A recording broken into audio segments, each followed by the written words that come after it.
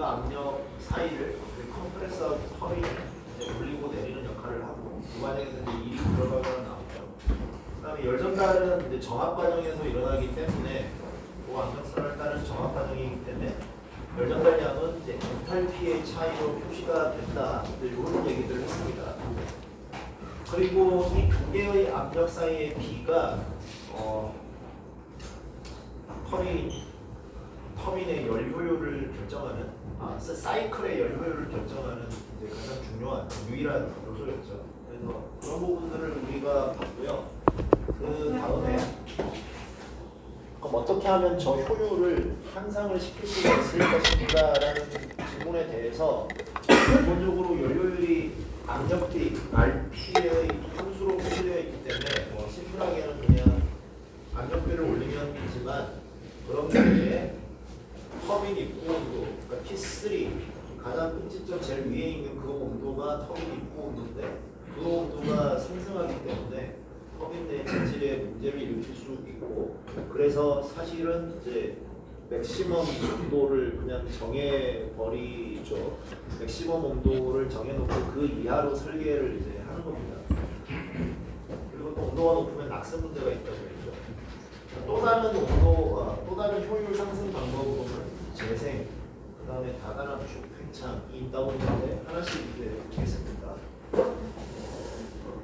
자, 그래서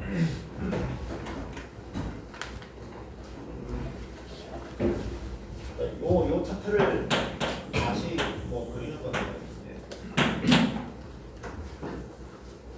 우리가 이제 항상 압력선을 먼저 생각하라고 그랬죠. 정압 압력이 일정한 선을 이제 이렇게 여러 개를 그린다라고 치면 P 이게 A, B, C, D 정압선이라고 할 때 위에 게 압력이 높은 거고 아래로 갈수록 이제 압력이 낮은 거라고 그랬죠. 그렇게 얘기를 했어요. 만일에 맨 아래에 있는 얘를 우리가 하단 압력이라고 생각하면 이건 대충 이제 대기압이랑 비슷한데 여기 어딘가가 이제 1번이 되겠죠. 그래서 요 대기를 끌어당겨서 출발을 하고요. 그래서 이제 우리가 얘기를 들었잖아요, 그지? RP를 높이면 열 효율이 막 올라가거든. RP 엄청 높이더라고. 야, 그러고 싶은데 자 아까 뭐라 그랬어요? 내가 시스템에서 허용할 수 있는 최대 온도를 이제 정해놓고 설계를 한다고 그랬죠. 터빈 블레이드가 묶여지니까 터빈 이제 블레이드라는 말 그대로 선풍기 날개 돌아가는 링에 이렇게 날개가 이런 것들이 다다다다다 박혀 있었잖아요. 그거 이제 날개가 블레이드인데 재질적으로 오래 버텨야 되잖아요. 한번 터빈 설치하면 이제 최소 수십 년을 쓰는데 그걸 버텨야 돼요. 그래서 온도를 예를 들어서 1000도가 허용할 수 있는 맥시멈이다. 좀 실제적인 숫자예요. 그러면 대충 상한이 정해지죠. 내가 1000 이러면 얘를 넘어가지 말라는 얘기예요. 근데 이게 이제 구체적으로는 T3였죠. 터빈이고. 자, 어떻게 끌려가 있나? 선 하나 더 그어야 돼. 그림이 돼야 되니까. 자, 이 상태에서 똑같은 그림 그릴 거예요. 아무래도 이 상태에서 RP가 높으면 효율이 높으니까 내가 최대한 RP를 높이겠다. 그날의직은 요 정해진 압력에서 훨씬 더 높은 압력으로 가면 RP가 커지죠. 그 라인을 한번 따라가 볼게요. 높여 하니까 요 압력까지 올라왔어요. 2번이 되겠죠. 자, 그 다음에 이제 가열을 시켜야 되죠. 이 정압선을 따라 가열을 시키는데 어디 걸려요? 1000켈빈 리밋에 걸려요. 그럼 나는 가고 싶어도 여기까지밖에 없어요. 이 상태에서 터빈을 팽창을 시켜서 하단 압력으로 온 다음에 돌아가야 되죠. 그래서 이렇게 사이클을 아마 형성을 해야 될 것 같아요. 열 효율이 높아 보이나요? 보이죠? 예. 우리가 TS 선도에서 열 전달량은 이렇게 했을 때 여기 2, 3인데 2, 3 과정의 열 전달량은 Q는 이렇게 면적으로 보는 거죠. Q 넷은 얼마예요? 뭘로? 이 빨간 거 면적으로 보는 게 Q 넷이, 아니 원 넷이죠. 쏘리, 원 넷이죠. 자, 그럼 이게 원 넷이에요.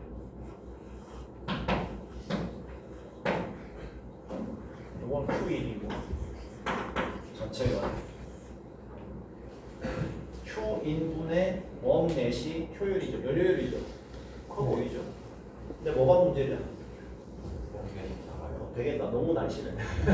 그죠? 한 사이클 돌려서 나오는 원넷이 너무 작아요. 또 우리가 계속 이 문제를 얘기하잖아요. 사이클당 1이 작으면 출력이 줄어드는 거라는 거예요. 자, 그래, 그럼 그 대신에 다른 극단적인 경우는 압력비를 되게 적게 가져가는 경우죠. 압력비를 적게 가져가면 여기 출발해가지고 조금만 올라간 다음에 바로 열전달을 들어가야 되죠. 요 압력에 힘이 도달했기 때문에 열전달을 쭉 시키고 터빈 돌리고 쭉 내려와야 되죠.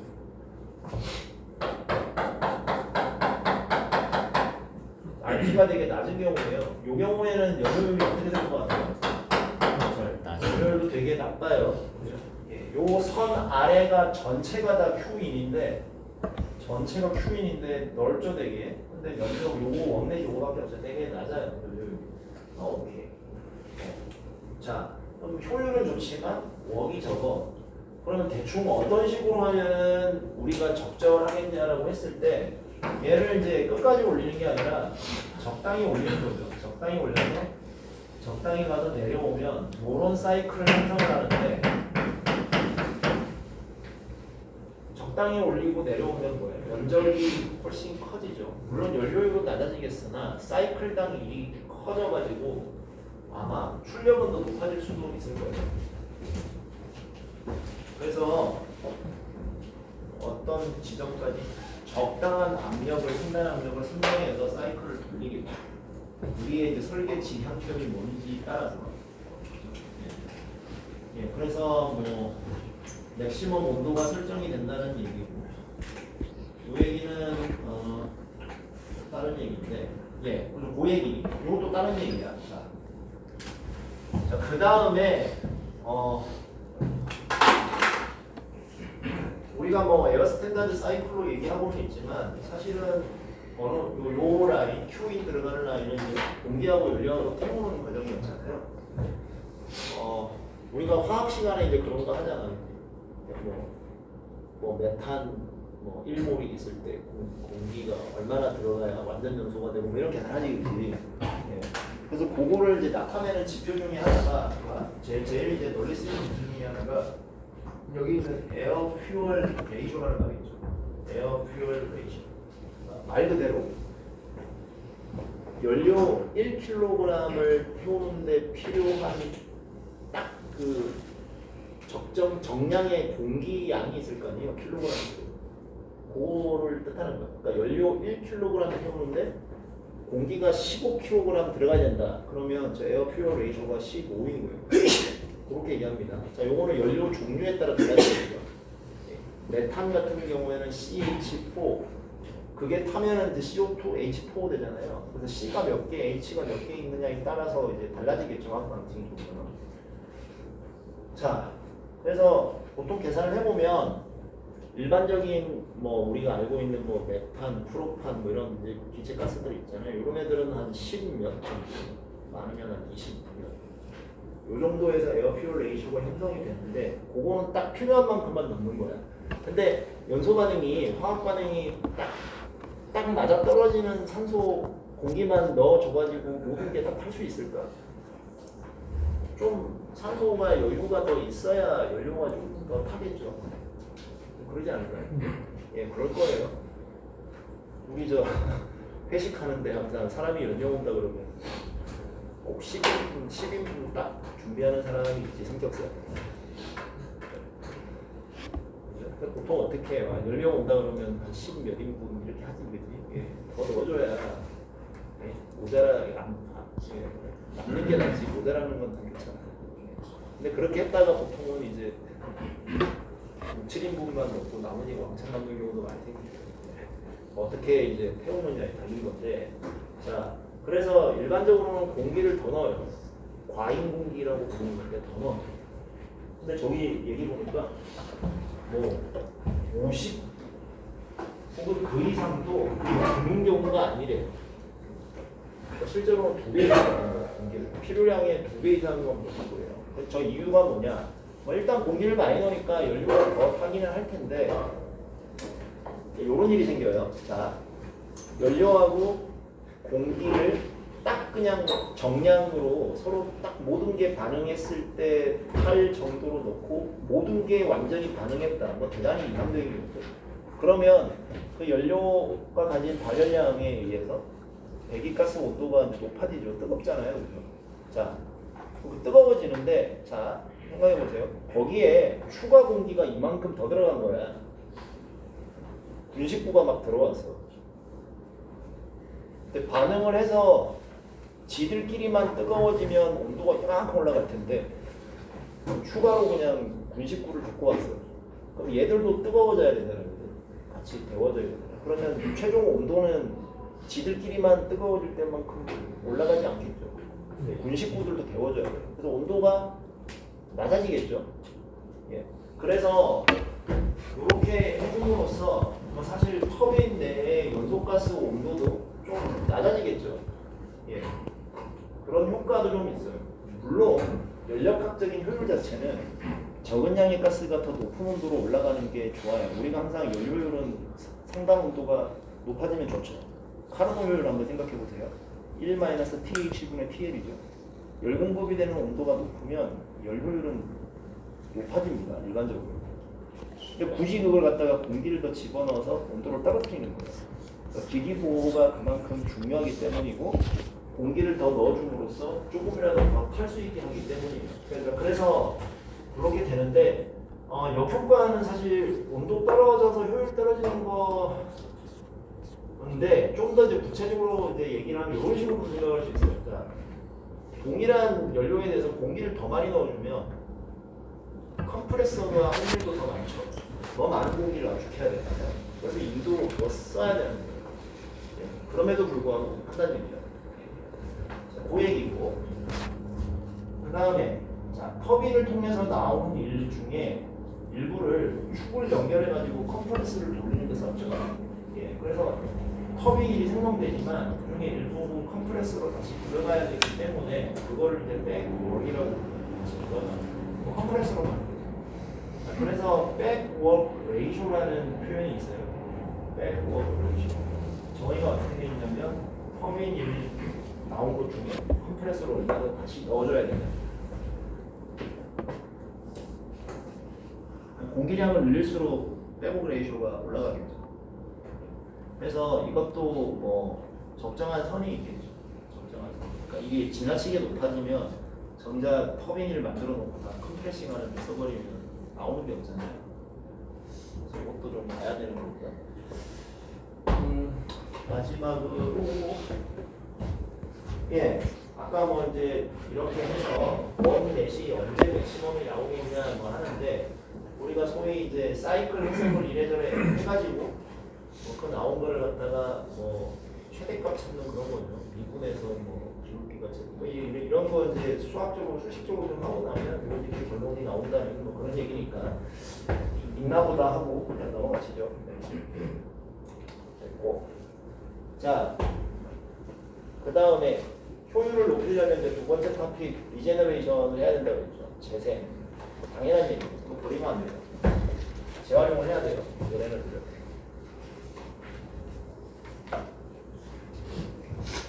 그럼 어디쯤에다가 재활용 장치를 붙여야 되냐? 리제너레이터를 붙여야 되냐? 리제너레이터는 열도환기라고 했죠.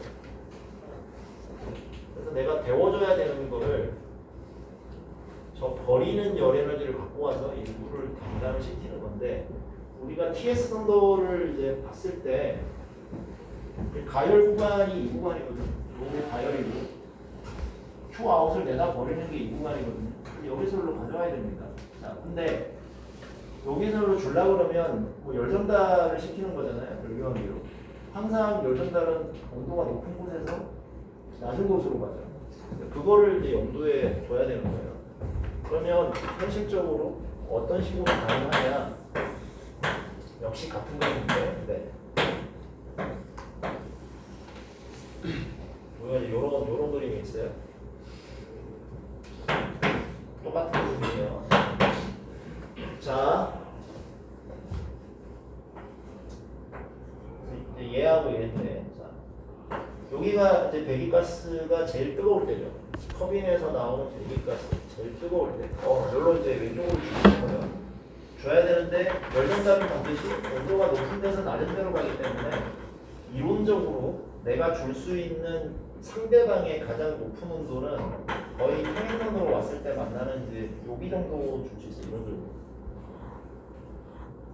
그래서 여기 있는 애는 여기로 주고, 자 얘는 이렇게 가면서 데워져요. 얘는 이렇게 가면서 식죠. 이렇게 되는 구조예요. 서로 이렇게 육체가 지나간다고 생각하세요. 자, 여기 있는 애는 여기로 줘. 그럼 조금 식었겠지? 식어서 여기로 왔어요. 자, 식어서 여기로 온 애는 또 어디를 줄 수 있냐? 최대한 높은 온도를 줄 수 있는 게 이 부분. 또 식어. 여기서 최대한 줄 수 있는 게 여기. 이런 식으로 줄 수 있죠. 주고. 자, 그러면 이제 우리가 가열하는 거는 이동부터니까 역시 동일하게 여기. 즉,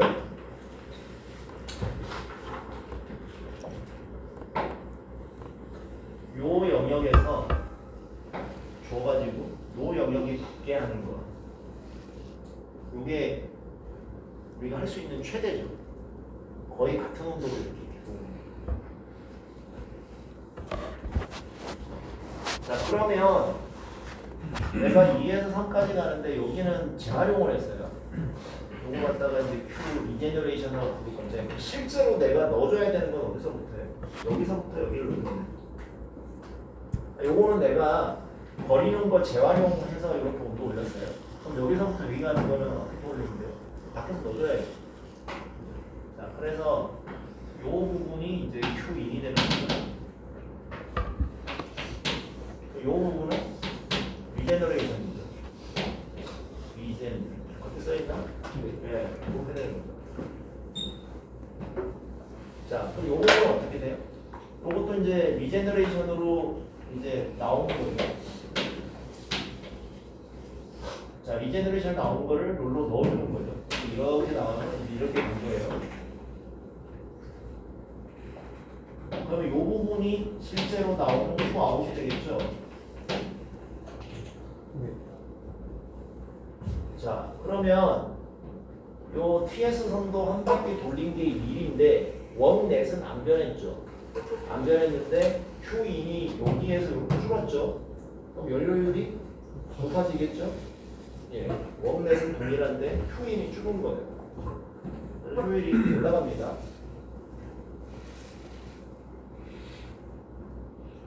자, 이게 소위 말해서 이제 리제너레이션을 최대로 많이 할 수 있는 거예요. 4에서 가지고 2번의 평행하게 요 면적. 자, 그래서 요 그림 사용을 어떻게 돼 있어요? 4에서 5 다시라고 돼 있죠. 그다음에 2에서 이렇게 영역 까만 점선으로 까만 점선이죠. 들어있는 이 영역에서 리제너레이션이 이렇게 일어나는 걸 때 저렇게 그릴 수가 있는데 저거는 말 그대로 이상적인 거예요. 온도차가 거의 없는 열전달 우리가 이상적이라고 그랬잖아요. 실제로는 열전달이 가려고 그러면 온도차가 어느 정도 있어야 돼요. 근데 현실적으로는 저렇게 할 수가 없고요. 현실적으로는 4번에서 줄 때 온도차를 좀 주고 좀 더 낮은 온도로 줘야 원활하게 가겠죠. 그래서 이런 식으로 가야 되는 거예요. 그럼 뭐예요? 금방 끝나버리죠. 어쨌든 여기까지 가는 게 끝이니까. 이제 온도차, 자 4번이 여기보다 온도가 높죠. 이 상태에서 이렇게 열전달이 되게 해야 된다는 얘기죠. 자, 그러면 이제 구간이 좀 달라져요. 그림이 너무 겹쳐서 볼지 모르겠는데, 자, 내가 줄 수 있는 거는 그러면 4번에서 어디까지예요? 여기까지죠? 네. 좀 짧아지죠? 내가 받는 구간도 이렇게 좀 짧아져요. 구분이 되시나요? 이렇게 짧아지죠? 그러면 내가 넣어줘야 되는 QE는 아까보다는 조금 더 길어지죠? 예. 그래서 이 그림에 표시된 거, 자, 그래서 현실성을 반영해서는 여기 5-가 아니고 여기 5번 난이도로 이렇게 가고 2번 말고 또 6번에서 2번으로 가면 현실적으로 이렇게 가죠.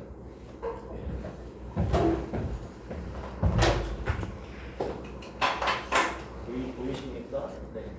그래서 현실적으로는 이 4번에서 잘 그릴 수 있을까 모르겠네. 5번으로 가고 그릴 수 있어야겠습니다. 6번에서 2번으로 이렇게 하고 구간이 그래서 이렇게 돼 있고 실제 리제너레이션은 이제 요 구간이다라고 이제 표시가 되어 있는 거예요. 그 다음에 리제너레이션을 제외한 나머지 구간이 Q인, Q아웃이다 라고 되어 있죠. 괜찮으신가요? 네. 어우, 지저분해서 잘 안 보여. 예. 자, 그래서 좀 더 무식하게 하나 그려보면 리제너레이션이 일어나는 거는 자 2번에서 5번으로 이체가 흐르죠. 2번에서 5번으로 4번에서 6번으로 흐르죠. 이렇게 가고 그러면서 요 사이에 열전달이 일어나는 거예요. 예, 사실 아래에서 보여주는 거예요. 이게 이제 되게 우스워 보여도 실제 그래서 요거까지 봅시다. 그래서 이걸 이제 어디에다 배치하냐면 자 배기가스 출구가 4번이죠. 4번에서 쭉 이렇게 4번이고 여기도 여전히 4번이죠. 4번인데 자 4번에서 이제 열을 뽑아서 6번이 되고 그다음에 컴프레서 출구가 2번인데 2번에서 5번 가면서 요열을 받죠. 그래서 이제 반대 방향으로 흐르면서 열 에너지를 받게 되겠죠. 그래서 2는 5가 되고 4는 6이 되고 자 여기에다가 이제 열교환기를 하나 배치를 하면 재생장치 역할을 이제 하겠네요. 네, 이렇게 설치가 됐어요. 저게 이제 열전달 일으키는 열교환기 설계할 때 가장 일반적인 방식이에요. 항상 유체를 반대 방향으로 돌립니다. 반대 방향으로. 같은 방향으로 올 때도 있긴 한데 일반적으로는 반대 방향으로 돌려요. 그래야 높은 애는 높은 애한테 주고 낮은 애는 낮은 애한테 주고 그렇게 돼요. 그래서 뭐 그런 이제 상황이 되는 거고. 자 이렇게 되면 아까 효율 올라간다고 그랬어요, 그죠? 휴인을 많이 줄일 수 있기 때문에 당연히 좀 올라가는 거고. 그럼 맥시멈 효율은 언제 나오냐라고 했을 때 아까 우리가 바시가 거의 4하고 같을 때입니다.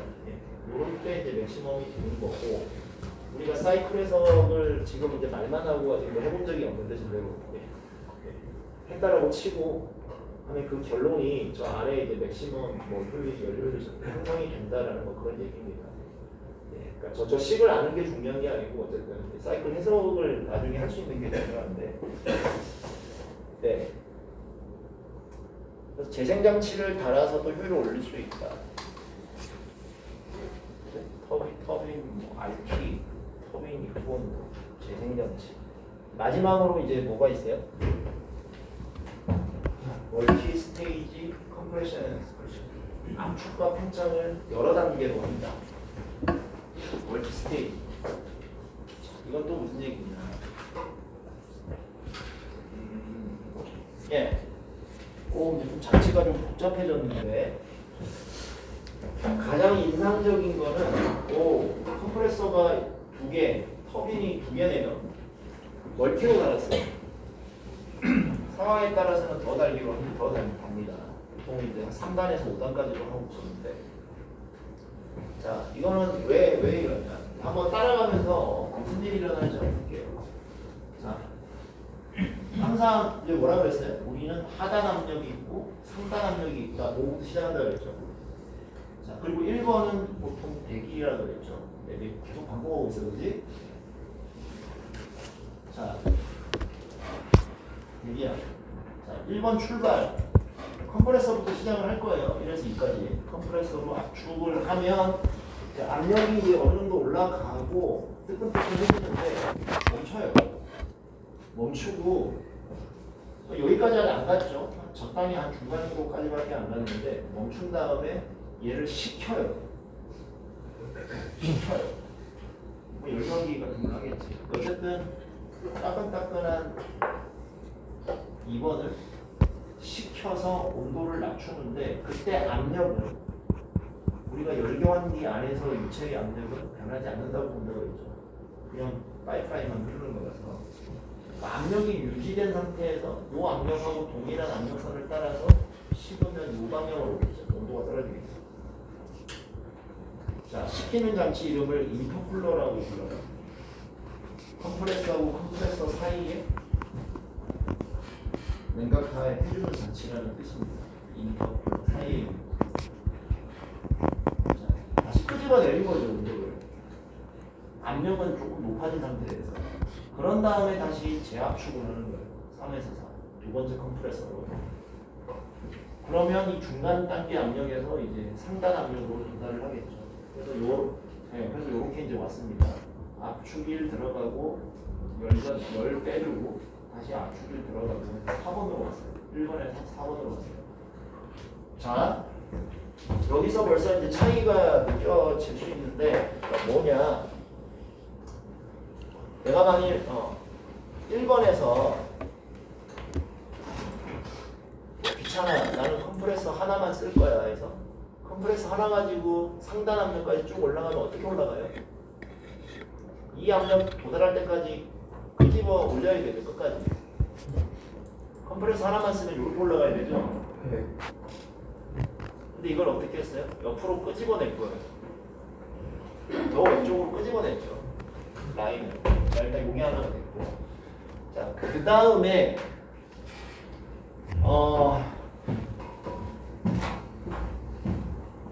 요 정합선을 따라서 목표로 하는 온도까지 올려야 되죠. 가열을 해야 되죠.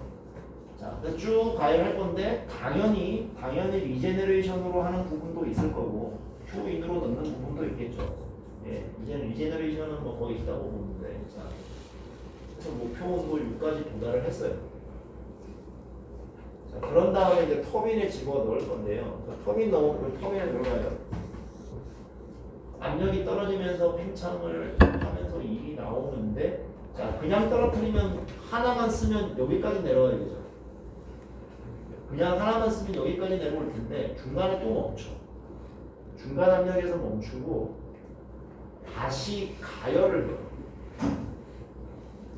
자, 여기에 리히터라고 있죠. 다시 가열을 해요. 그러면 정합선을 따라서 올라가겠죠. 열전달은 정합. 자, 따라해서 열전달은 정합. 목 사이클에서 그래서. 네, 자, 열전기. 자, 그런 다음에 두 번째 터빈에서 8에서 9번 떨어뜨려요. 그래서 하단 압력으로 왔습니다. 하단 압력으로. 자, 이것도 동일한 효과죠. 예, 같은 얘기하죠. 또 이 얘기하겠지. 터빈 하나로 쭉 떨어뜨리면 이렇게 와야 되는데 옆으로 더 끄집어냈죠. 자, 그럼 아까 합쳐서 볼까? 하나 컴프레서 하나 터빈 하나 쓰면 내가 이 사이클을 아마 돌렸어야 될 거야. 근데 컴프레서 하나 늘리고 터빈 하나 늘리니까 뭐야? 옆에 날개가 하나씩 더 달리게 되지. 면적이 어떻게 됐어? 사이클당 면적이 이제 확 이렇게 넓어지죠. 일단 사이클당 일이 늘었어요. 자, 근데 따져봐야 돼. 계산해야 돼. 사이클당 일도 늘었지만 뭔가 열전달 양도 늘었겠지. 당연히 늘죠. 근데 결과적으로 효율 계산을 해보니까 전체적으로 열효율이 더 높아지겠죠. 예, 그 계산을 해봐야 하는 거예요. 예. 자, 그럼 Q인은 이제 뭐라고 하면 돼요? 우리가 어디서 Q인을 집어넣지? 그럼 5번에서 6번 갈 때 집어넣고 그 다음에 7에서 8 가는 거 다시 가열이 한다고 리히터라고 그랬죠. 리히터 다시 가열하는 장치. 우리말로 뭐라고 부르면 될까요? 다시 가열하는 장치라고 해서 이거를 제열이라고 부르는 그냥 직역이죠.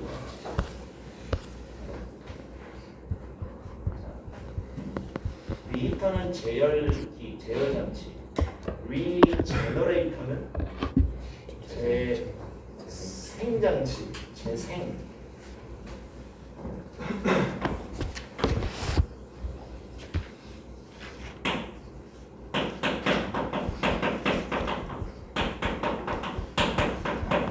재생기, 뭐 제열 장치, 제열기 다 같은 말이죠. 예. 재생은 버릴 거를 다시 부활시켜서 쓴다는 얘기잖아. 재활용의 개념이고 이건 순전히 다시 가열하는 장치라는 얘기죠. 자, 그러면 Q2는 5에서 6 가는 거, 7에서 8 가는 거 둘 다 생각해야 되죠. 둘 다 열에너지를 넣어야 될 거 아니에요. 네. 5에서 6 가는 거, 7에서 8 가는 거 둘 다 Q2예요. 합쳐야 돼요. 아까 얘기했지. 자, 5에서 6 가는데 Q는 어떻게 구해? 뭐하고 뭐의 차이로? 자, 정합 과정에서의 가열이에요. 정합 과정이지. 예, 정합 과정에서의 가열량은 무엇의 차이로 계산해? 엔탈피의 차이. H6에서 H5 빼면 되겠죠. 네. 다시 나올 거야 있고. 자, 그럼 여기서는 H8에서 H7 빼면 되겠지. 네. 예, 그 각각 곱을 더한 게 전체 Q인이 되겠죠. 그죠? 사이클 효율 구할 때 그렇게 하는 거죠. 자, 나가는 건 어때요? 여기도 10에서 1 Q 아웃 나가고, 자, 근데 2에서 3 가는 것도 인터쿨러로 냉각시키는 거죠. 저것도 열 빼주는 거죠. 저것도 사실은 이제 Q 아웃에 해당되는 거예요. 예, 인터쿨러도. 저것도 이제 열교환기를 하나 구성을 해야 되고, 뭘로 시킬지는 모르겠어요. 예. 그래서 웜넷은 전체 면적으로 할 수 있겠고, 아니면 Q인 구하고 Q아웃 구하면 Q인에서 Q아웃 빼도 웜넷이죠. 동의하시죠? 그렇게 구할 수도 있고요. 네. 자, 그래서 이런 해석들을, 다양한 해석들을 숙제를 통해 할 수 있으면 좋겠다. 그래서 몇 가지 더 생각을 좀 해볼 건데요. 뭔가 이제 이거는 좀 고찰입니다. 고찰. 그래서 일반적으로는 단수를 2개 정도만 쓰는 게 아니라 상황에 따라서는 뭐 3단도 쓰고 뭐 그래요. 올릴수록 실제로 효율이 조금씩 더 높아져요. 그러면 뭐 100단 쓰지. 그럼 터빈이 100개가 필요하다는 얘기인데 그건 많이 들겠지. 그래서 우리가 항상 설계라는 건 돈의 문제 아니에요. 그래서 돈이라는 거는 여러 곳에 쓰이죠. 일단 처음에 장치 설치하는 거, 캐피털 코스트. 처음에 장치. 그 다음에 당연히 메인터넌스 코스트가 있죠. 유지 비용입니다. 제일 중요한 거, 연료비. 발전소는 연료비가 너무 중요해요. 이게 핵심 아니에요, 핵심. 그런 다음에 나오는 제품이 이제 전기죠. 그럼 이제 전기가 얼마가 나오고 전기에 팔아먹는 단가가 얼마냐, 이게 중요합니다. 이걸 이제 비교를 해서 이제 옵티마이즈를 하는 거잖아요. 근데 캐피탈 코스트나 메인터넌스 비용은 그래도 좀 예측이 가능하고 괜찮은데 제일 예측이 불가능한 게 연료 비용이에요. 연료 비용. 우리가 뭐 유가나 가스 가격, 이걸 국제 유가, 국제 가스 가격을 뭐 한번 설치하면 30년 이상 써야 되는데 30년 예측이 가능할까요? 절대 안 돼요. 그래서 비근한 예로 말조심, 뭔가 말을 잘못하면 뭐 이게 뭐 정치 성향으로 생각하는 사람이 있어요. 나는 순전히 이제 이 종합적, 경제학적으로만 얘기하는데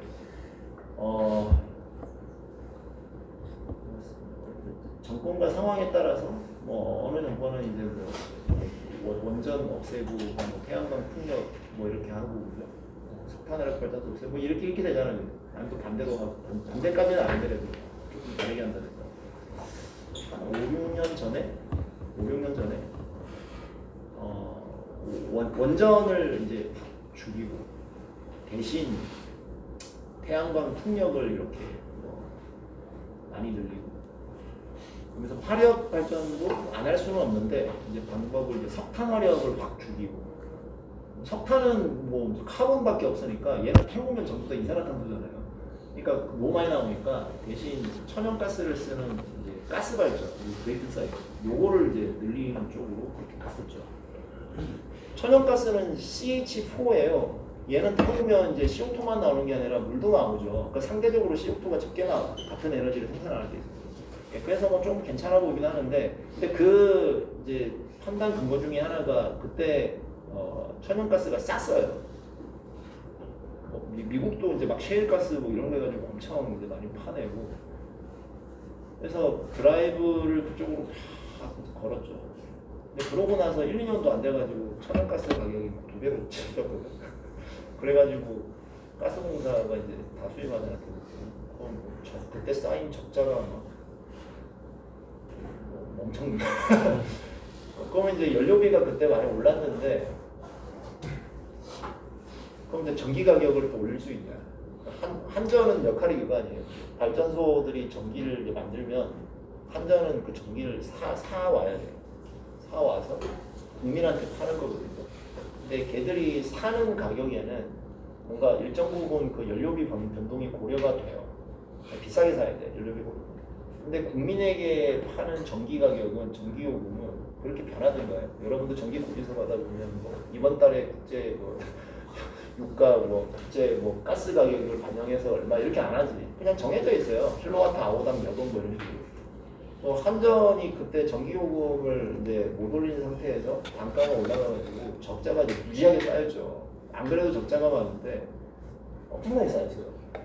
그래서 여러분들이 소위 이제 들어본 공기업들 이제 누적 국가가 뭐 한전은 100조고 주택공사는 150조고 뭐 아세요?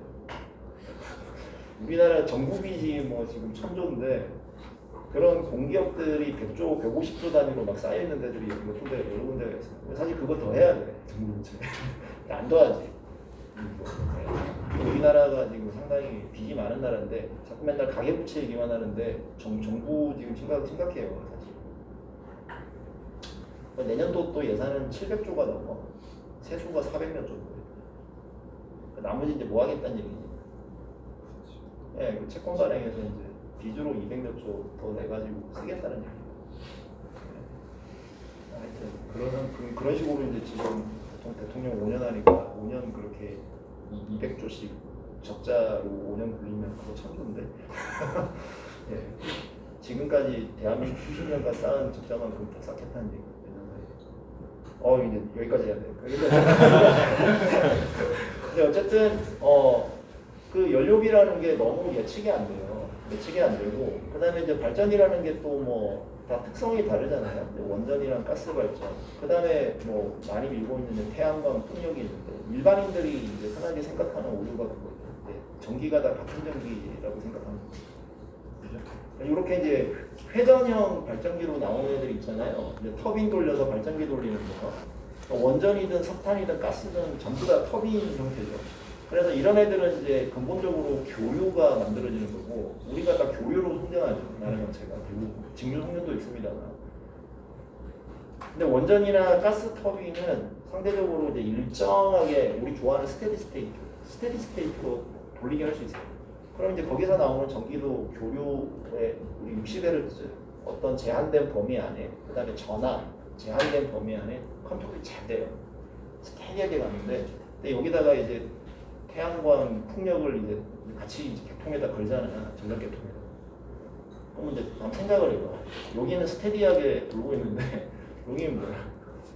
햇빛이 쨍 하다가 없어지고 바람이 확 불었다가 없어지고 이런 거예요. 변동성이 엄청나게 심한 애가 걸고 들어온다고. 근본적으로 또 태양광은 또 직류죠. 그걸 갖다 컨버터로 교류로 바꿔서 막 걸고 이러는 거예요. 이런 애들이 막 이렇게 막 올라갔다 내려갔다가 심지어 태양광은 밤에는 없어. 낮에는 있고 밤에는 없고 여름에는 세고 겨울에는 약하고 그죠? 구름 한 번 지나가면 갑자기 전압이 뚝 떨어졌다가 다시 올라가고 그럼 어떻게 해야 되냐면 거기서 나오는 전기는 바로 쓰면 안 돼요. 다음은 배터리에 놓든지 아니 요새 많이 나오는 게 이제 그 전기로 뭐 수소를 또 바꿔놨다가 그 수소를 쓰든지 뭐 이렇게 가야 되는데 지금 이제 가장 우리나라에 지금 좀 기술적으로 큰 문제라고 보여지는 건 그런 걸 다 그냥 바보다 전력계통에서 걸어버리는 거예요. 그러면 이제 태양광 풍력이 되게 많은 전기가 우리 쓰는 전력계통에 걸리면 계속 이렇게 업앤다운을 할 거 아니에요? 전체적으로. 그럼 옛날에는 원전하고 가스터빈 발전으로 이렇게 스테디하게 쫙 깔아놓고 위에 이제 전기를 좀 많이 썼다 적게 썼다 하는 거는 뭐 수력이나 다른 걸로 대응을 하는 거예요. 그러니까 밑에다 쭉 깔아놓고 이제 이렇게 대응인데 지금 이제 그거는 태양광 풍력을 밑에다 이만큼 깔겠다는 거예요. 막 이렇게 그거 뭐라고 그러는지 아세요? 뭐 석탄화력 원전 가지고 이거 왔다 갔다 하는 거 대응하라는 거야. 원전이 뭐 이렇게 스위치 키면 쫙 올라갔다가 악셀 밟으면 올라가고 뭐 빼면 내려가고 이렇게 전력이 공동이 안 되죠. 예. 안 돼요. 예. 절대 안 돼요. 예. 순간 대응이 안 되는 전원이에요, 기본적으로.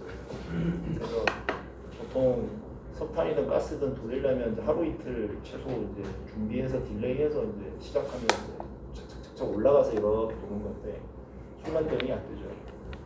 근데 이제 그거를 자꾸 된다라고 주장하는 사람이 기술자가 주장하겠어요. 네. 그러다가 이미 이제 다 구멍이 났죠. 그럼 이제 대정전 사태 옵니다. 틀림없이. 이미 났어요. 수년 전에 이제 호주에서 대정전 한번 거기도 똑같았죠.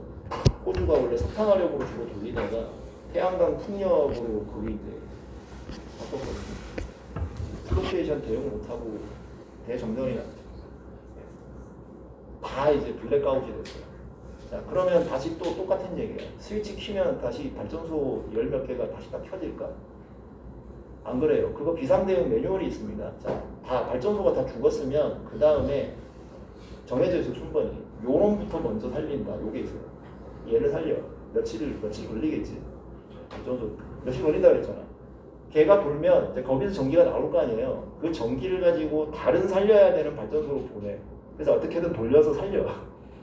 그렇게 살리고 가야 이제 개통이 살아나는데 그 과정에서 다른 발전소 살려야 되는 전기로 가정집에 불편하시죠? 하면서 보내줄까? 네, 공장이 아유 공장 기계가 안 돌아서 괜찮아. 아유 보내줄까? 안 보내줘. 개통이 다 살아날 때까지 볼까? 그래서 그냥 며칠 이런 게 아니라 뭐 일주일, 이주일, 뭐 한 달까지 이게 전기 없이 살아야 되는 거예요. 블랙아웃이 그만큼 무서운 거예요. 개통이 무너진다는 거예요. 근데 실제로 개통이 무너지는 사례가 이제 호주에도 나왔고 대만에도 있었고 이게 이제 생긴다는 거예요. 건 거죠. 그래서 이런 거는 너무나 자명한데 그거에 대한 이제 대응이 이제 과연 충분히 갖춰가면서 지금 진행되느냐는 부분에 대해서 되게 걱정이 많은 거예요. 뭐 다른 것도 많아요. 뭐 태양광 풍력은 죽어라 이제 깔아야 되는데 전선을 안 깔아. 전기를 만들었으면 송전을 해야 되는데 송전선을 또 못 깔고 있죠. 여러 가지 이유. 위에 철탑에서 전기줄 지나가면 다 우리의 생명을 이렇게 포기하는 거죠. 그래서 되게 어렵습니다. 전력이 되게 어려워서 그냥 진짜 경제 특히 이제 안보의 문제야. 안보의 문제. 우리나라는 섬과 같은 나라잖아요. 유럽은 뭐 독일이 아무리 독일이 원전 탈원전 했다가 시커가 나는데 그래도 괜찮아. 왜? 연결이 돼 있거든요. 그러니까 프랑스에서 사오잖아요. 지들은 원전 안 하는데 프랑스에서 원전으로 만든 전기를 사와요. 그거 웃긴 놈들이지. 그것도 안 사야지. 원전이 그렇게 싫으면. 근데 그렇게 해서 버티는 거예요. 우리나라는 뭐 섬이잖아, 섬. 우리나라 전기 개통 무너지면 줄 데가 있어요? 없어요. 큰일 나는 거예요. 일본 후쿠시마 사태 있었잖아요. 후쿠시마가 이제 일본의 광동 기반 끄트머리에 있죠. 그거 대구 전체적으로 사실 일본 광동 지방의 개통이 이제 완전히 블랙아웃은 아니지만 상당히 이제 어려웠는데 관서지방은 멀쩡했어. 근데 전기를 줄 수가 없어. 연결이 안 돼 있거든. 관서지방은 50Hz야 심지어. 반동은 60Hz. 아예 그냥 다른 나라야.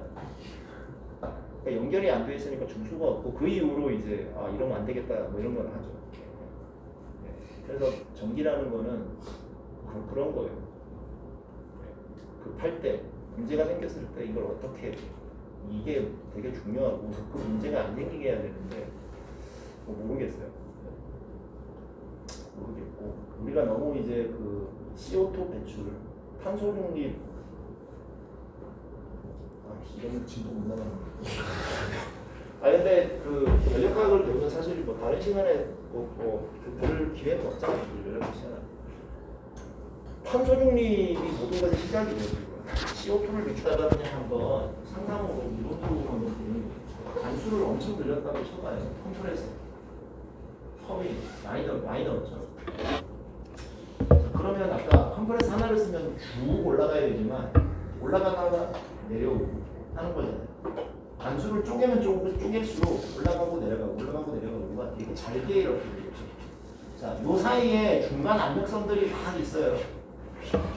단수를 뭐 내가 10개로 쪼갰다 그러면 요 사이에 있는 10개의 압력선 조금만 올라가서 이제 그 다음 압력이 붙잖아요. 그러면 이제 인터플로로 시키고 다시 올려서 그 다음 압력 시키고 하면 되게 잘게 이렇게 왔다 갔다 해요. 터빈도 마찬가지죠. 조금 내려서 그 밑에 압력 다시 제열 밑에 압력 이런 식으로 잘게 가서 이렇게 되겠죠. 그리고 요 라인은 이제 P 콘스탄트. 무한히 많이 달면 어떻게 되겠어요? 거의 이렇게 되겠죠. 이게 무슨 얘기예요? 요 라인이 거의 특정 온도 주변으로 몰리죠. 특정 온도 주변으로 몰리죠. 마치 어떤 TH라는 온도에서 요 일이 다 일어나고 제열기로 계속 일이 들어가요. 열 에너지가 들어가요.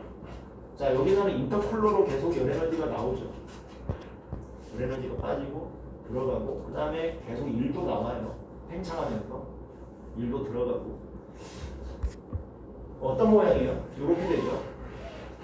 어디서 본 것 같지 않아요? 저 밑에 사실 써 있는데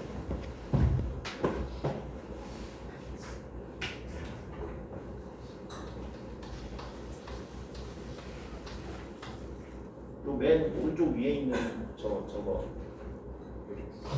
에릭슨 사이클이죠. TH, QL 있고 양옆에 정합선이고 에릭슨 사이클 비슷해요. 자, 그런데 에릭슨 사이클인데 우리가 뭐도 할 거냐면 재생도 할 거잖아요. 자, 여기에서 내려가는 거를 다 이렇게 재생을 시켜서 이렇게 보내줄 거예요. 자, 그것까지 하면 우리가 앞에서 뭐라 그랬어요? 자, 에릭슨 사이클을 이상적으로 돌리면서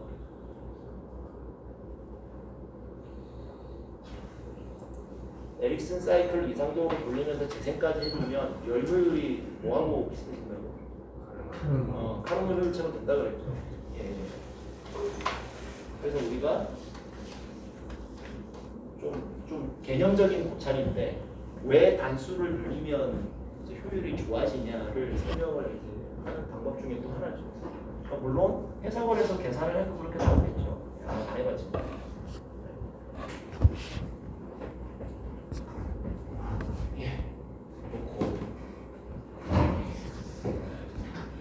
그 다음에 요거는 얘 컴프레서를 이제 하나가 아니라 두 개로 이렇게 나눠서 쓰면 좋은가 이제 그 얘기를 조금 설명을 이제 하는 건데요.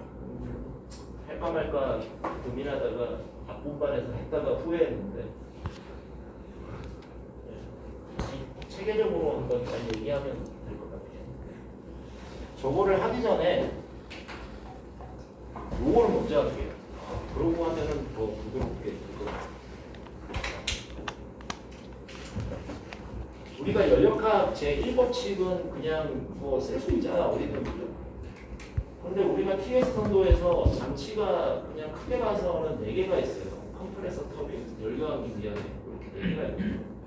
그럼 이제 각각의 그 장치에 대해서 인, 아웃이 있고 뭐가 있잖아요, 그지? 그래서 요거를 갖다가 하나의 컨트롤 볼륨으로 잡고 해석을 할 수가 있거든요. 법칙, 1법칙을 적용을 하면 되죠. 그 다음에 뭐 이제 오픈 시스템이고 당연히 뭐 이제 스테디 할 때라고 하면은 이제 쉽게 풀 수 있고. 그러니까 스테디 하다는 거는 이제 터빈에 지속적으로 유체가 들어가고 나가면서 지속적으로 이제 빙빙 돌고 있는 게 스테디인 거죠. 그런 거를 한번 해석을 해볼 건데, 얘기하다 보니까 이것 때문에 그런데, 여기 이제 1법칙 식이죠. 내가 적다 보니까 열전달 책에 쓰는 걸 하나 적어놔가지고, 여기 하나 있죠. Q 닷 제너레이션. 그냥 지우세요.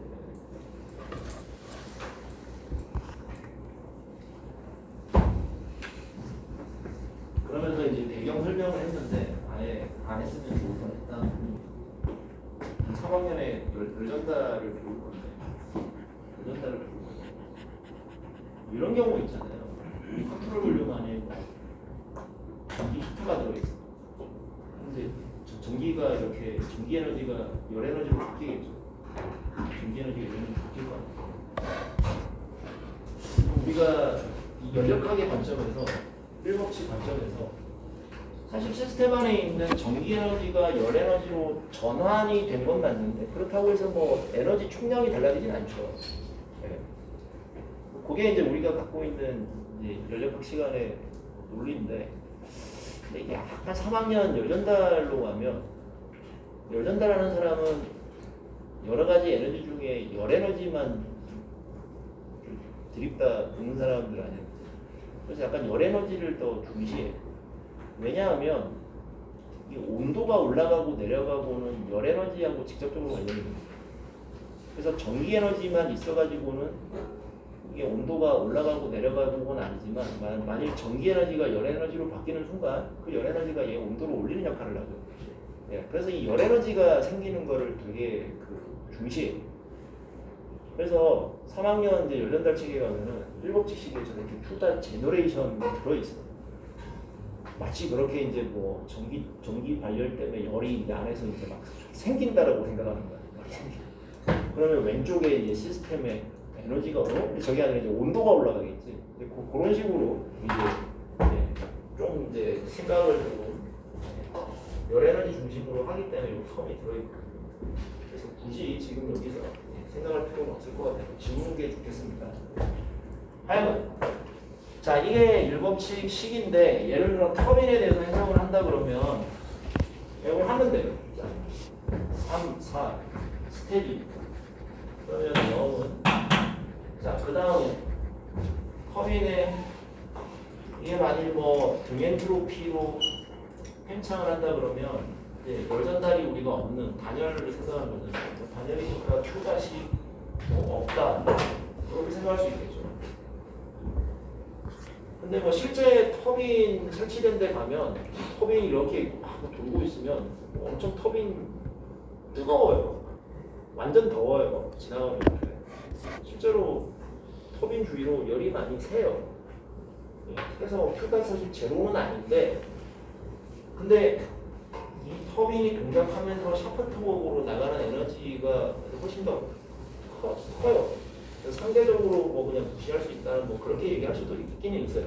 근데 어쨌거나 뭐 우리가 요거를 갖다가 가역적인 어떤 등엔트로피 팽창이라고 생각하고 그냥 Q 만일 없다면 0은 심플하게 그냥 나오죠.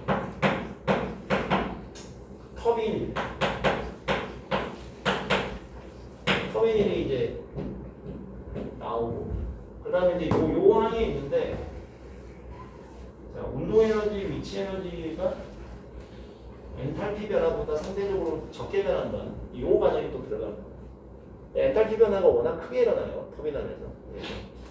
그거 대비 운동 에너지나 위치 에너지 변화는 되게 적다라는 가정을 한다면 운동 식이 M.H 들어가는 거 3 들어가고 4 나가고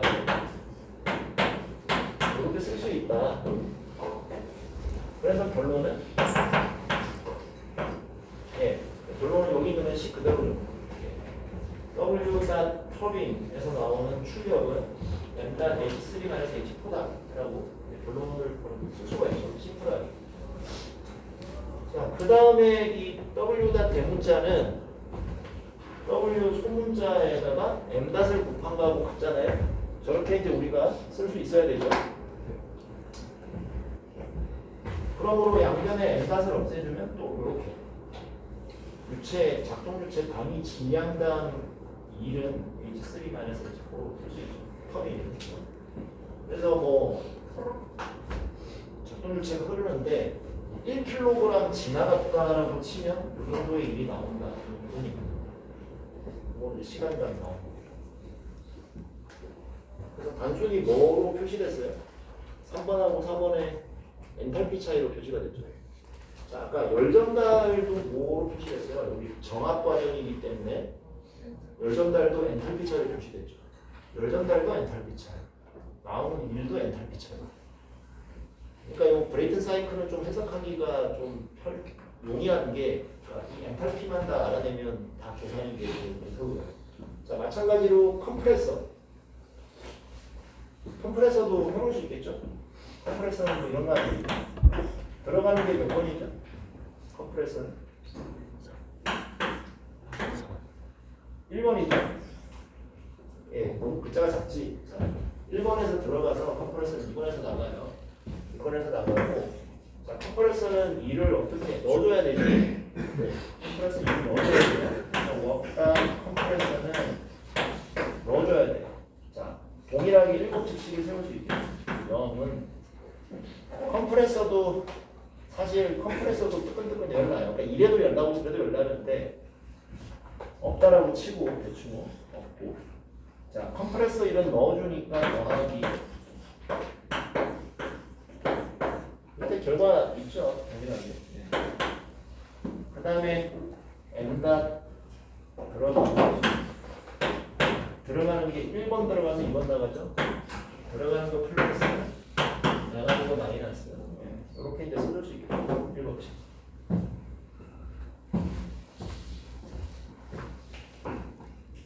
그래서 컴프레서 이런 이제 저거 다른 쪽으로 이제 M닷 H 차이 연결하면 이렇게 써지죠. M닷 H 차이.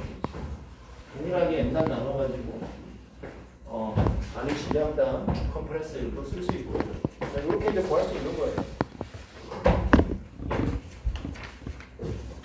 그래서 요게 이제 결론이죠. 터빈 1, 컴프레서 1. 그 다음에 아까 얘기했듯이 Q2는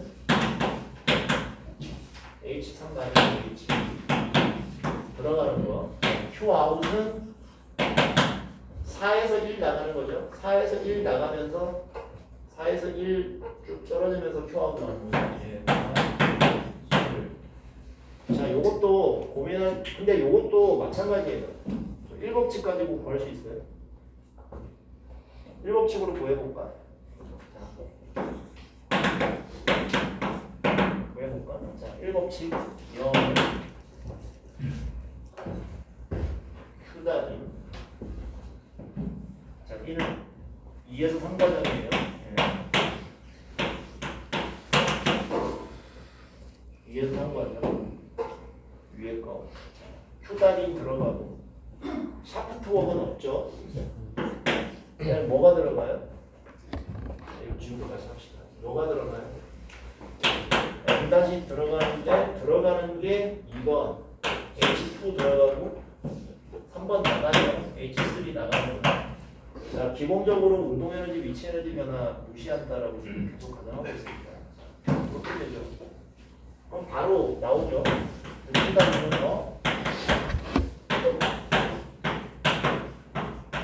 바로 나오죠. 네. 자, 요거에서 이제 양쪽을 N닷으로 나누면 N닷 나누기 하면 Q는 그렇게 나오죠. 예. 자, 우리가 정합 과정이기 때문에 엔탈피 변화로 구한다라고 뭐 해도 당연히 맞고요. 그냥 원칙 적용해서 해도 맞습니다. 그죠? 예. 그런 식으로 우리가 얘기할 수 있습니다. 그래서 엔탈피 차이 가지고 다 얘기를 할 수가 있겠다. 그 다음에 뭐 이런 식으로 이해하면 된다고 했죠. 그래서 뭐 2번의 낮은 엔탈피인데 여러 가지 인을 받아서 이제 3번의 엔탈피가 되는 거죠. 그런 식이에요.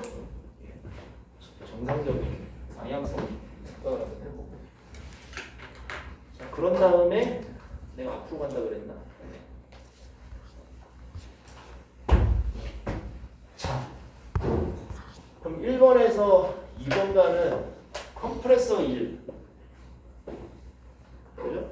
1번에서 컴프레서 1이잖아요. 자, 근데 이게 단이 여러 개면 이렇게 쪼개지잖아. 자, 이걸 PV 선도에다 한번 그려볼게요. 압축기를 PV 선도에. 자, PV 선도에서 등 엔트로피 압축으로 가는 거죠. 자, 그래서 높은 기체적에서 등 엔트로피 선을 따라서 낮은 기체적으로 갑니다. 그러면서 이제 압력이 높아지죠. 동의하시죠? 네.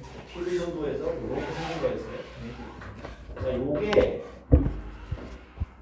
압축기 하나만 쓸 텐데 압축기 두 개를 쓰면 자, 등 엔트로피 선을 쭉 가다가 중간에 어떤 압력에서 멈추고 인터쿨링을 하죠. 식혀요. 식히는데 그건 정압 과정이라고 그랬죠. 정압 과정이니까 뭐 P선에도 이렇게 역도가 있지. 자, 식히니까 이제 부피는 쪼그라들겠죠. 정압에서 식히면 부피가 쪼그라들지 않을까? 온도 떨어지면서 부피가 쪼그라들어요. 그다음 다시 두 번째 압축기로 올리니까 이제 이렇게 가겠죠. 라인이 이렇게 안 가고 이제 1단 인터쿨링, 2단 이렇게 되죠. 네. 그래서 얘가 뭐라 그러냐면 압축기에 투입되는 일의 양이 줄어든다라고 해요. 물론 이제 열 전달을 시켜야 되는 추가 작업은 있지만 어쨌든 컴프레스 들어가는 길은 줄어든다. 왜? 이거를 이제 알아야 되는 거야. 컴프레서 1 계산. 자, 컴프레서 1은 엔탈피 차이로 구한다고 했죠. 네. 그럼 그 엔탈피 차이는 또 뭘로 구할 거냐? 이게 제품이죠. 그래서 내가 이걸 바꿀 거야. 대문자로 할게요. 이거 기억나세요? 네. 기억나시죠? 그래서 뭐라 그랬어? 자, 등 엔트로피면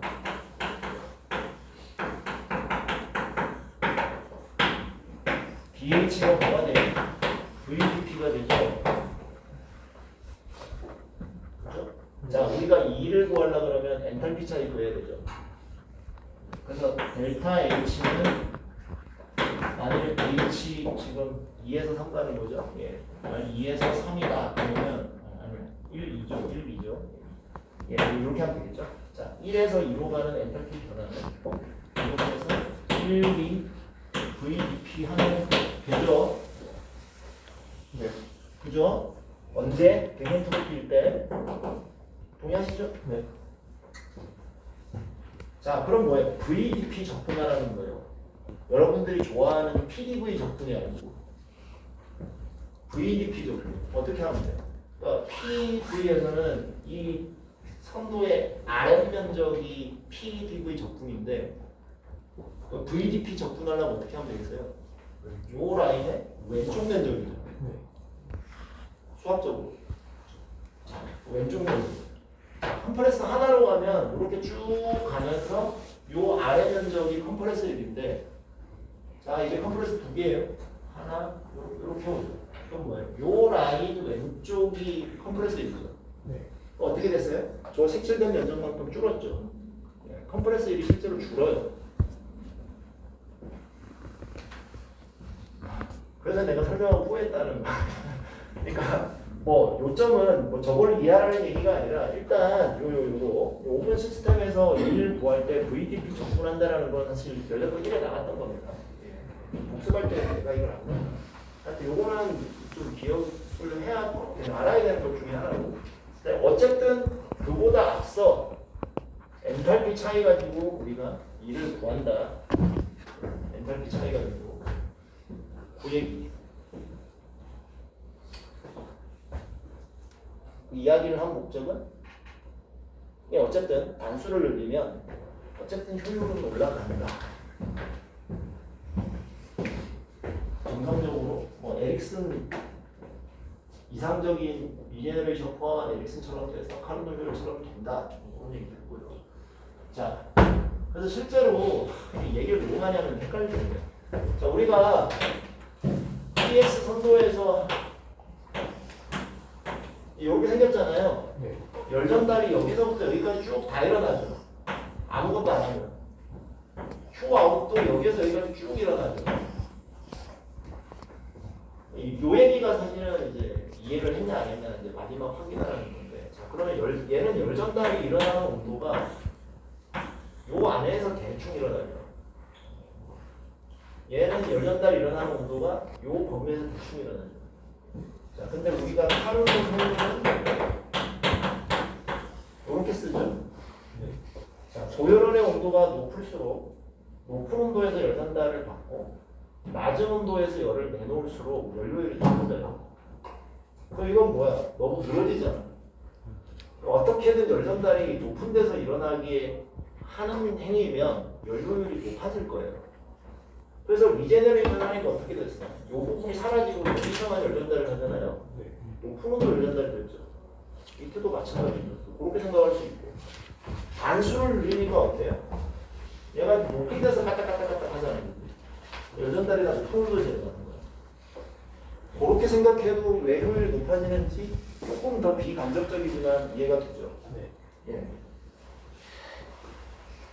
이렇게 자세하게 얘기해주는 사람 없을 거야 아마.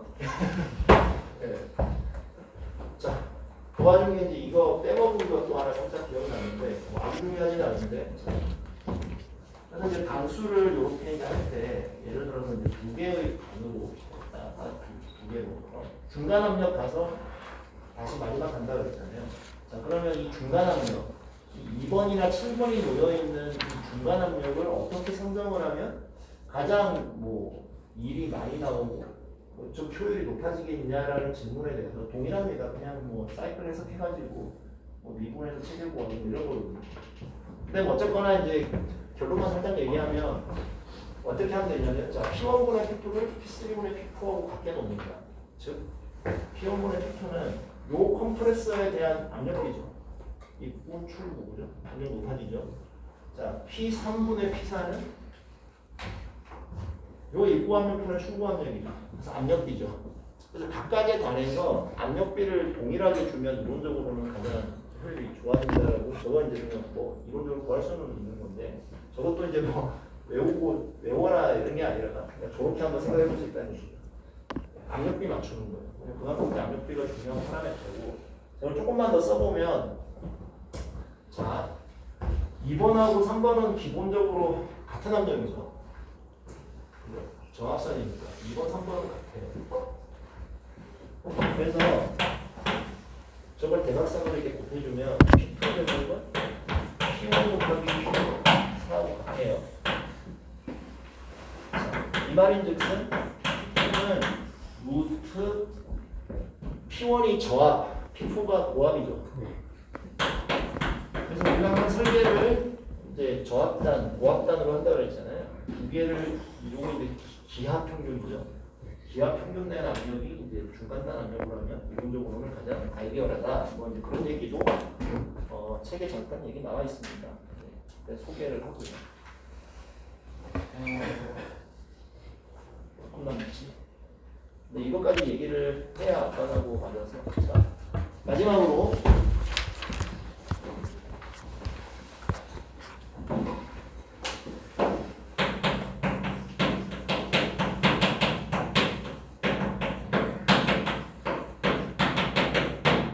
아이젠트로피 디피션시는 등엔트로피 효율이라는 얘기고요. 요거 이제 자세하게 보고 싶으신 분은 또그 1학기 때도 있었어요. 다시 이제 나오는데, 이거는 연료율하고는 완전히 다른 개념이라고 그랬어요. 연료율하고 많이 상관이 없고, 그러니까 뭐냐면, 자, 터빈이 이상적으로 돌면 등엔트로피로 쭉 떨어져서 하단 압력으로 가는데, 만약에 이제 비가역성이 있어요. 항상 있잖아요. 비계라는 비가역성이 있어요. 그럼 내려갈 때 기체 내부에 장치 내부의 엔트로피 생성에 의해서 엔트로피 값이 조금씩 커진 상태에서 하단 압력에 도달하는 거예요. 그 하단 압력선이 요거기 때문에 결과론적으로 어떻게 되냐면 여기에서 끝나버리면 출구에서 온도가 더 높아지죠. 이상적일 때보다. 그러면 뭐예요? 완전히 이를 뽑아 먹으면 쫙 온도가 떨어져서 나올 텐데 저 비가역성 때문에 온도가 덜 떨어져서 나오는 거야. 그러니까 뭔가 낭비되는 게 있겠죠. 자, 그래서 등엔트로피 효율을 어떻게 정의하냐면 터빈인 경우에 이상적일 때 3에서 4S 가는 그 엔탈피 차이가 1인데 실제로 액추얼의 A예요. 실제로 여기로 오면 H3에서 H4A 요게 1이죠. 적게 나온다는 얘기예요. 그래서 적게 나오는 거를 가장 최대로 나오는 이상적일 때 나오는 거로 나누는 거를 터빈의 등엔트로피 효율이라고 불러요. 그래서 비가역적으로 운전되면 운전될수록 요 값이 이제 1보다 많이 작아지겠죠. 그렇게 정의가 되어 있고 반대로 컴프레서는 얘도 이제 압축을 할 건데 이상적이지 못하면 압축되면서 비가역성에 의해서 엔트로피가 증가해요. 그러니까 여러분들이 되게 좋아하는 거, 뭐 이제 비가역성에 의해서 엔트로피 항상 증가하고 이렇게 좋아하잖아요. 증가해가지고 상단 압력으로 도달하면, 그러니까 도달하려고 그러면 더 이제 멀리 가야 되는 거야. 이 압력까지 가야 되는데 엔트로피가 자꾸 오른쪽으로 가니까. 그래서 액추얼은 여기로 도달해요. 그래서 가역적으로 잘 압축하면 그렇게 많이 뜨거워지지가 않는데 이 비가역성 때문에 사실 소위 로스 같은 게 발생을 해서 더 뜨거운 상태로 밖으로 나오는 거예요. 그러니까 이를 뭐예요? 더 집어넣어야 돼. 이를 못 써먹고 낭비하는 것들이 있기 때문에. 자, 그래서 얘는 액추얼일 때 일이 더 많이 들어가. 이제 이렇게 올라가니까 더 높은 온도에서 만나야 되잖아요. 그러니까 저 발열이 어디서 왔겠어? 일을 까먹은 거지. 소모시키는 것도 쓸데없이. 그래서 컴프레서는 어떻게 정의한다고 그랬냐면 액추얼이 더 커요. 이상적일 때는 일을 조금만 넣으면 되는데 비가역성 때문에 실제로는 더 많이 들어가야 돼서 얘는 정의를 액추얼, 그죠?